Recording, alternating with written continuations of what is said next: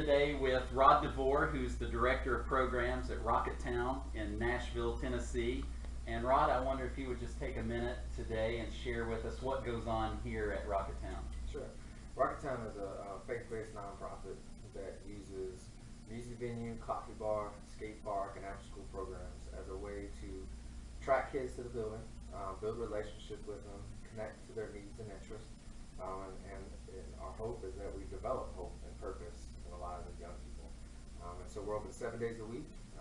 We really are open youth entertainment facility and just trying to be a safe place for kids where they can be surrounded by loving mentors and people that want to see them discover their gifts and use those gifts to serve God and others. Good. I know that social justice and compassion ministry type things are something that you are very interested in and passionate about.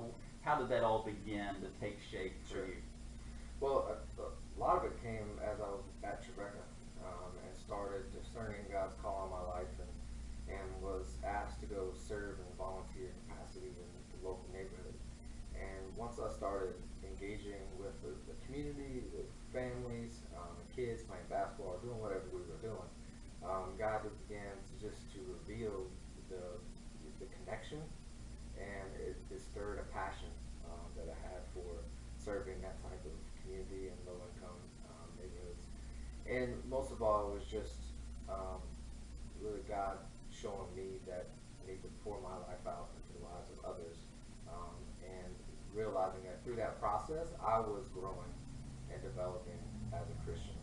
And it wasn't just about me doing something for them or to them or delivering a service to them, but it was sharing life with them. And that understanding of compassion continued to develop not only in my practice, but also as I learned and studied and all my theological training and everything was centered in that area of interest. And so through that, all those things combined really helped to form this interest and love for compassion and ministry and social justice. Awesome. I wonder if you take a moment and share about your personal faith journey and what that looks like today. Sure. So, I grew up in a pastor's home. My dad was a Nazarene pastor all my life, and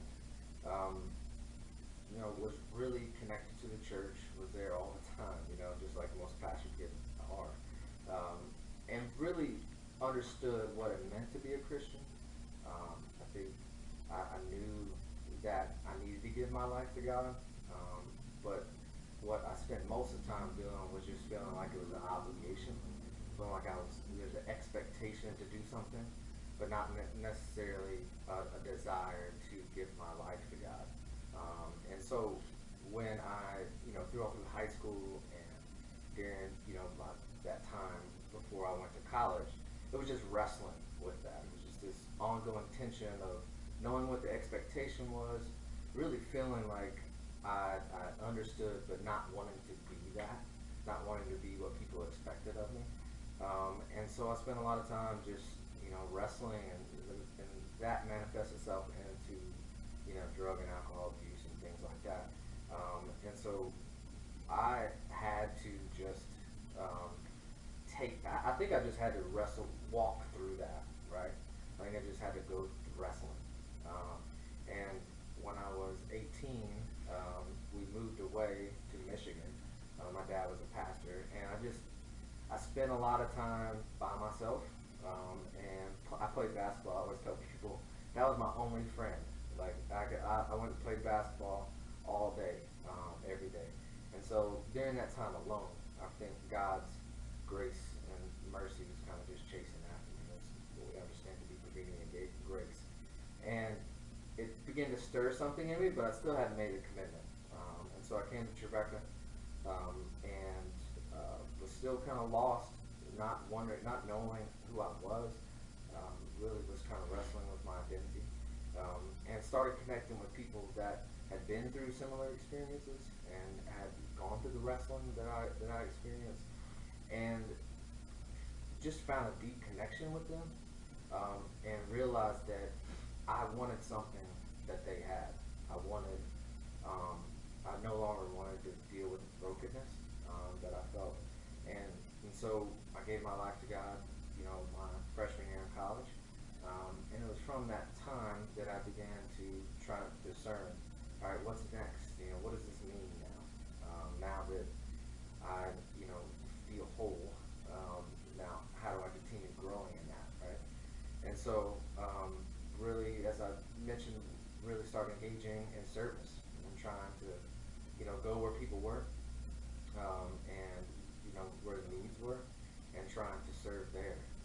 And so I was engaging in that way and really felt a call to do pastoral ministry. My initial interest was, well, I guess I'll be a pastor. You know, it's like the default. But then I knew there was something different. I just felt like that just wasn't a fit for me.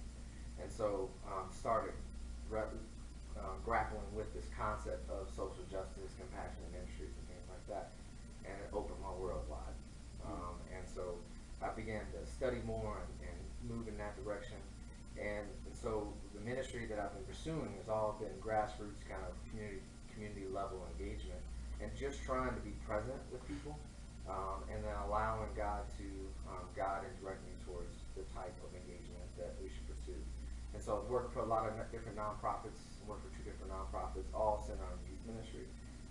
And so, you know, through partnerships with Rockettown, the relationship was developed, and then they called me and said, hey, this job is here, we want you to come. And so now I'm here. And I think that, you know, ordained minister in the Church of the Nazarene, and what God has called me to here looks a lot different, but it's very much a pastoral ministry. And so I think right now, I still kind of wrestle with, all right, what's next, right? And trying to figure out, all right, God, is this it? Or you want to call me into another level of service that I haven't experienced yet? So right now I'm just kind of absorbing everything and trying to, you know, figure out what God has next. Awesome, man. Thanks for taking a few minutes with us today. Yeah, Appreciate it. thanks.